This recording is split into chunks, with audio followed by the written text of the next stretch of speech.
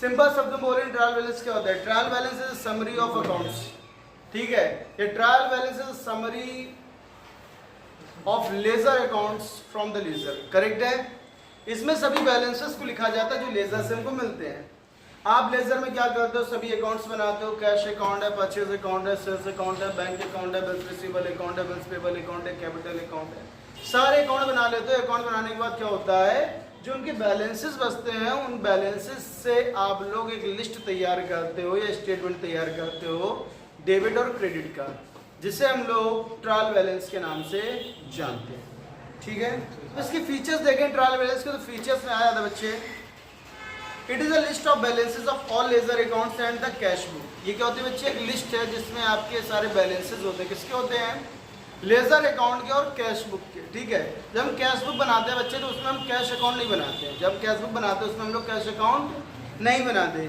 दूसरी चीज, it is just a statement not an account. ये क्या होता है बच्चे? एक स्टेटमेंट होता है और अकाउंट नहीं होता है। स्टेटमेंट और अकाउंट में अंतर होता है। जितने भी आपके अकाउंट होंगे उसमें टू और बाई का इस्तेमाल होगा। किसका इस्तेमाल होगा? जो स्टेटमेंट होंगे उसमें टू और बाई का इस्तेमाल नहीं होता है, ठीक है। जितने भी बैलेंसेस होते हैं, जितने भी स्टेटमेंट होते हैं उसमें टू और बाई नहीं होता, अकाउंट में टू और बाई का इस्तेमाल होता है। It is neither a part of double entry system nor does it appear in the actual books of account. It is just a working paper. देखो डबल एंट्री सिस्टम का कोई part नहीं है, ये केवल वर्किंग पेपर है, rubber के लिए बनाया जाता है, ठीक है। इसकी मदद से हमें फाइनल अकाउंट बनाने में सुविधा हो जाती है, करेक्ट है। फिर हम आगे बात करें, आगे दिया गया है it is always prepared on a particular date and not for a particular period. किसी पार्टिकुलर डेट को बनेगा, जैसे 1 अप्रैल को बन गया, 31 मार्च को बन गया, कोई और डेट को बन गया।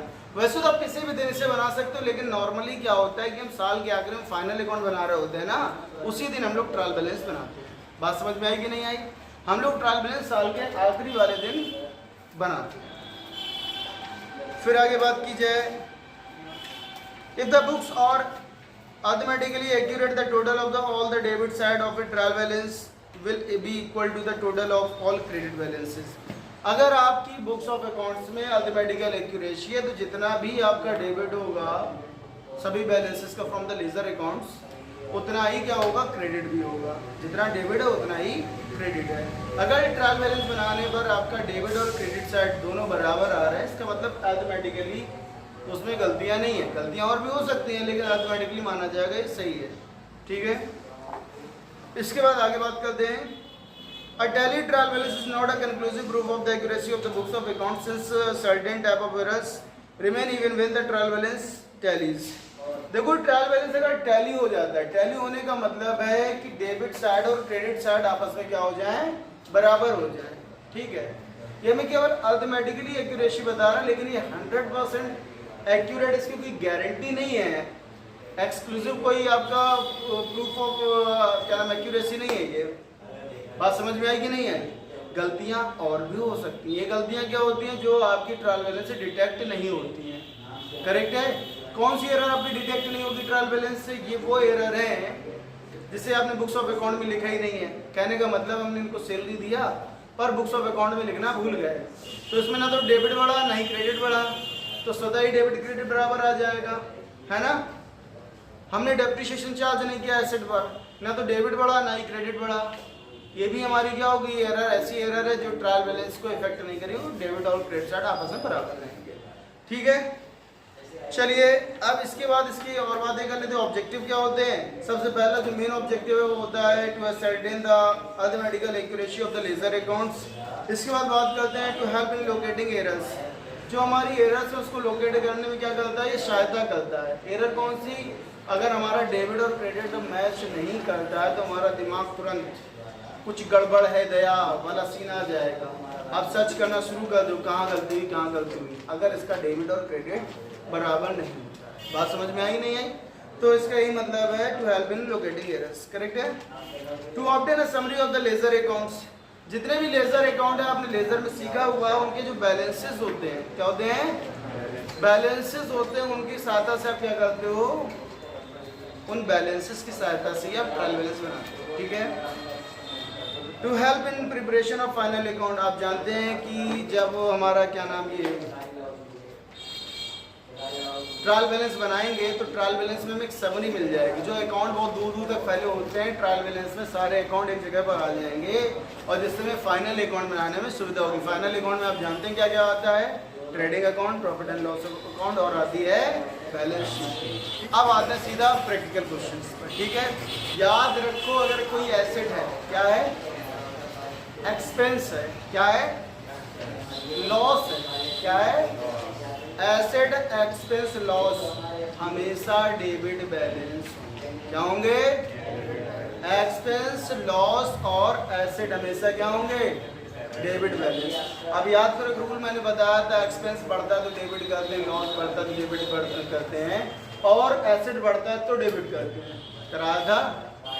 वाइस वर्सा इसी के अपोजिट देखो, जब भी आपका लायबिलिटी दिया होगा, क्या दिया होगा, प्रॉफिट दिया होगा, क्या दिया होगा, इनकम या गेन दिया होगा, प्रोविजन दिया होगा, ये सब लायबिलिटी होती है बेटा। कैपिटल भी इंटरनल लायबिलिटी होती है, ठीक है। तो लायबिलिटी हमेशा कौन सा बैलेंस होगा, क्रेडिट बैलेंस होगा, क्या होगा। अगर हमको सीधा बैलेंस दे दिए, बीडी बैलेंस नहीं दिए, बीडी का मतलब बीडी बैलेंस तो दिया होगा लेकिन वो डेबिट और क्रेडिट साइड नहीं दिया, केवल बैलेंस ही आपको दिया होगा, ठीक है। तो आप कैसे पहचानोगे, आपको हमेशा मालूम होना चाहिए जो एसेट होगा, एक्सपेंस होगा, लॉस होगा, हमेशा डेबिट बैलेंस होगा। प्रॉफिट, गेन, कैपिटल, लायबिलिटी हमेशा क्रेडिट बैलेंस होगा, ठीक है बच्चे। नंबर 2 बहुत ही अच्छा है, ट्रायल बैलेंस। बेटा ट्रायल बैलेंस जो है किसी पार्टिकुलर डेट को बनता है, बात समझ में आएगी नहीं आएगी। तो यहाँ पर लिखा होगा एज ऑन, डेट बताओ किस दिन का बनना है ट्रायल बैलेंस, ऊपर लिखा होगा 31 मार्च 2017, 31 मार्च 2017 है, ठीक है, 31 मार्च 2017। बेटा इसको हम 2 पार्ट में डिवाइड कर देंगे, ठीक है, टी शेप में बनाएंगे। इसको बनाने के अलग अलग तरीके होते हैं। वर्टिकल फॉर्म होता है जिसमें इधर केवल नेम ऑफ अकाउंट होगा, एक साइड में डेबिट वाले पैसे, एक साइड में क्रेडिट वाले रखते हैं। दूसरा तरीका ये होता है जिस तरह मैंने बनाया, इधर हम डेबिट पूरा रखें और इधर क्रेडिट रखें, ठीक है। दोनों ही सही है, कोई भी गलत नहीं है, ठीक है। तो बच्चे यहाँ पर लिखोगे नेम ऑफ अकाउंट या हेड ऑफ अकाउंट, ठीक है। नेम ऑफ अकाउंट, यहाँ पर पैसे आ गए बच्चे, इधर भी आएगा नेम ऑफ अकाउंट, इधर भी पैसे आएंगे, ठीक बच्चे। ये डेबिट है और ये करेक्ट है। बेटा पहला आइटम बोलो क्या लिखा है, कैश इन हैंड। बेटा कैश इन हैंड दिया है, क्या दिया है, हेलो बच्चों ध्यान दो, कैश इन हैंड दिया है, क्या है हमारे पास, कैश इन हैंड जो होता है ये एसेट है, लायबिलिटी, एक्सपेंस, इनकम क्या है, एसेट है ना बच्चे। कैश संपत्ति होता है ना, धन होता है, दौलत होती है, धन दौलत सब क्या है, रुपया पैसा सब एसेट है, क्या है। तो कैश हमारा एसेट है, एसेट कौन सा बैलेंस हमने बताया है, कौन सा बैलेंस है, कैश हमेशा, कैश मतलब एसेट हमेशा डेबिट बैलेंस होता है। तो लिखोगे cash in hand, debit side में लिखेंगे क्योंकि ये डेबिट होगा, ठीक है। बच्चे कितने पैसे हैं, 4500, 4500 रुपए, ठीक है बच्चे। फिर बच्चे क्या है आगे, मशीनरी, मशीनरी संपत्ति, एसेट, प्रॉपर्टी, दौलत कुछ है या लायबिलिटी है, क्या है, मशीनरी नहीं है, तो क्या गलत बोला मैं सर उसका क्रेडिट में है, एक ही बात है। हाँ क्या है दूसरा आइटम बताओ, बैंक ओवरड्राफ्ट। बेटे बैंक ओवरड्राफ्ट वो पैसा है जिसे आपने बैंक से विड्रॉ कर लिया, एक्सेस ज्यादा पैसा निकाल लिया है। हम लोग नॉर्मली बैंक में पैसा रखते हैं ना, वो हमारा एसेट होता है। बैंक से आपने जमा नहीं किया बल्कि और निकाल लिया है, एक्सेस निकाल लिया, जितना आपका जमा था उससे ज्यादा निकाल लिया, इसीलिए उसका नाम है ओवरड्राफ्ट। लायबिलिटी होता है, क्या होता है, लायबिलिटी कौन सा बैलेंस होता है, लायबिलिटी मतलब कर्जा है, कौन सा बैलेंस होगा बच्चे, क्रेडिट होगा, क्या होगा। तो लायबिलिटी साइड में लिखो बैंक ओवरड्राफ्ट, बैंक ओवरड्राफ्ट। बच्चे कितना है बोलो तो 8,000 रुपए, ठीक बच्चे। फिर ओपनिंग स्टॉक, स्टॉक एसेट होता है कि नहीं होता है, होता है ना। एसेट कितना दिखाओगे, डेबिट में लिखोगे ओपनिंग स्टॉक कितना है, 30,000 रुपए, 20,000। फिर परचेस, परचेस बेटा एक्सपेंस होता है, क्या होता है, क्या होता है, एक्सपेंस आप कितना दिखाते हो, एक्सपेंस का कौन सा बैलेंस होता है, डेबिट की क्रेडिट? हमने क्या बताया, एक्सपेंस लॉस एसेट हमेशा डेबिट बैलेंस होगा। एक्सपेंस लॉस और एसेट हमेशा क्या होगा, डेबिट। प्रॉफिट गेन लायबिलिटी क्या होगा, क्रेडिट। तो परचेस रेट क्या है, एक्सपेंस है, तो एक्सपेंस कौन सा बैलेंस होगा, डेबिट। तो लिखोगे परचेस, कितना बच्चे, 80,000। फिर बच्चे क्या है, purchase return, purchase return. Purchase return जो है परचेस का उल्टा है, तो उल्टी साइड आएगा, है ना। कितना है, 2,000। फिर बच्चे फिर सेल्स, सेल्स बेटा इनकम होता है, परचेस एक्सपेंस सेल्स इनकम है, क्या है, इनकम कहाँ लिखेंगे,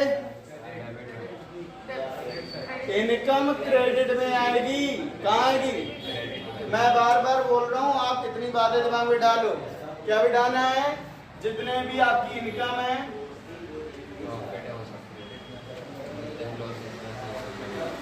जितनी भी आपकी इनकम है वो क्रेडिट होगा, लायबिलिटी क्रेडिट होगी, और आपके प्रॉफिट इनकम प्रॉफिट में आ जाएगा प्रोविजन या कैपिटल। कैपिटल लिख दे रहे, कैपिटल भी लायबिलिटी होती, ठीक है, ये क्रेडिट में आएगी। इसके बाद यहाँ पर क्या आएंगे, एसेट्स, क्या आएंगे, ठीक है, एक्सपेंसेस, लॉसेस।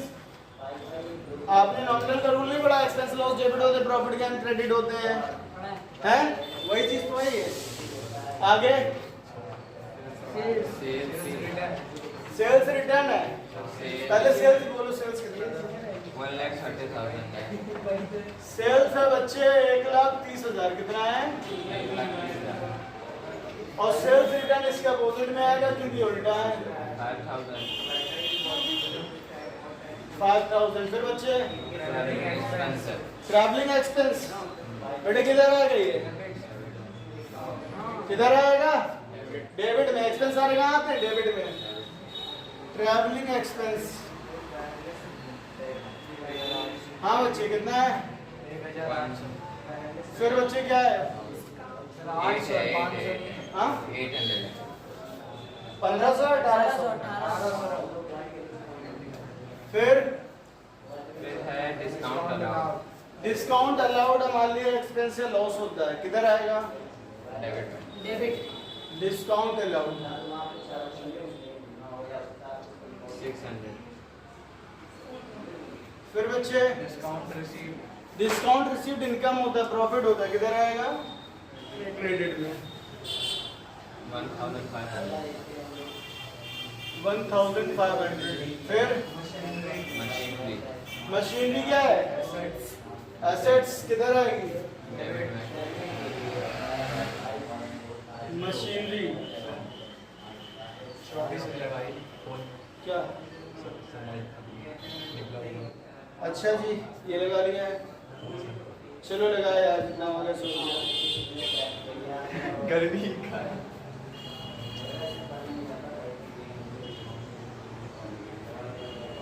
माइक में ये है, हम लोग की आवाज इसमें रिकॉर्ड हो गई।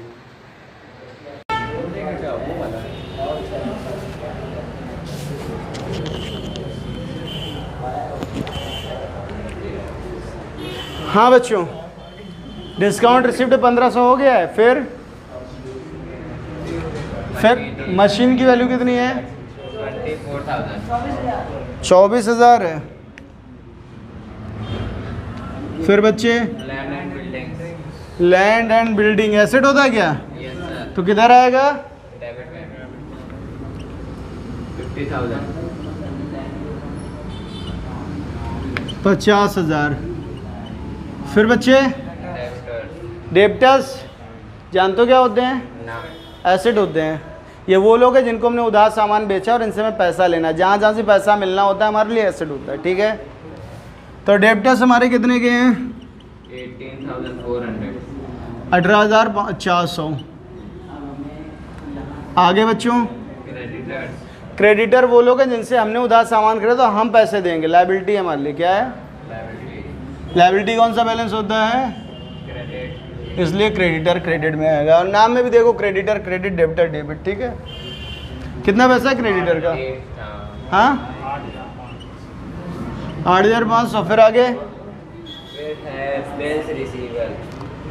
बिल्स रिसीवेबल क्या होता है, नहीं जानते हो? मैं बता देता हूँ। बिल्स रिसीवेबल एक डॉक्यूमेंट होता है। ये वो डॉक्यूमेंट है जो इस बात की प्रमाणिकता देता है कि हमें किसी से पैसे लेने हैं। एग्जाम्पल के तौर पे इन्होंने 110 सामान खरीदा ऋषभ ने, ठीक है, और हमें यकीन नहीं था, जो भी आप बोल लो कि ये पैसे आगे बेईमानी कर सकते हैं, हमें ऐसा यकीन था। तुमने कहा भाई लिख के दे दो। इन्होंने लिख के दे दिया कि हम 3 महीने में आपके पैसे दे देंगे। वो पेपर हमारे पास रखा रहेगा और 3 महीने होने के बाद हम इनसे पैसे ले लेंगे। अभी मुकर नहीं सकते कि हमने आपसे सामान नहीं खरीदा हुआ है, ठीक है। हाँ भाई, इस प्रकार के डॉक्यूमेंट बिल्स रिसीवेबल कहलाता है। क्या कहलाता है? जो डॉक्यूमेंट हमारे लिए बिल्स रिसीवेबल है वही इनके लिए क्या हो जाएगा? बिल्स पेबल होगा। हमारे लिए एसेट तो इनके लिए लायबिलिटी। हमारे लिए क्या है? एसेट है, उनके लिए लायबिलिटी है। फिलहाल हम बुक्स किसकी बना रहे हैं? इनकी अपनी? अपनी। तो हमारे लिए तो वो एसेट है ना। एसेट हम कहाँ रखेंगे? डेबिट में। बिल्स रिसीवेबल बच्चे कितना है? 2850। 2850। फिर बिल्स पेबल। हमने बता दिया बिल्स पेबल क्या होता है? लायबिलिटी होती है। क्या होती है? पैसे देने। रिसीवेबल पैसा लेना और पेबल मतलब पैसा देना है। देना तो फिर क्या हो गया? लायबिलिटी। लिखोगे बिल्स पेबल। इसे हम लोग शॉर्ट में बीपी भी कहते हैं। क्या कहते हैं? इसको बीआर कहते हैं, ठीक है। बिल्स पेबल कितना है? 1650। ठीक है बच्चे, आगे कैपिटल। कैपिटल बेटे हमारे लिए लायबिलिटी हो, तो हमने बताया था इंटरनल लायबिलिटी होती है, बताया था ना। तो कैपिटल कितना है? 60,000। फिर बच्चे ड्राइंग्स। बेटा कैपिटल के अपोजिट में ड्राइंग्स होता है और ड्राइंग्स फर्म के लिए एसेट होता है। क्या होता है? तो ड्राइंग आएगा डेबिट में। कहाँ आएगा? ड्राइंग्स कितना है? 6,000 है। रेंट डेबिट क्रेडिट कुछ लिखा है? नहीं लिखा है। तो मान लिया जाएगा एक्सपेंस है, ठीक है।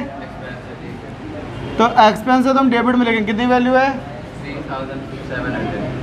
3,700। और बच्चे? और सैलरी। सैलरी एक्सपेंस है। कितना है बच्चे? 3600। फिर लोन है, क्रेडिट है। लोन लायबिलिटी है बच्चे। लायबिलिटी कहाँ आएगी? क्रेडिट में आएगा। 10,000। फिर बच्चे interest on loan. Interest on loan expense है। क्या है? वो इधर आएगा। Interest on loan 1200। खत्म बेटा। हम दोनों साइड को जोड़ लेंगे। क्या करेंगे? दोनों ही साइड जोड़ लेंगे।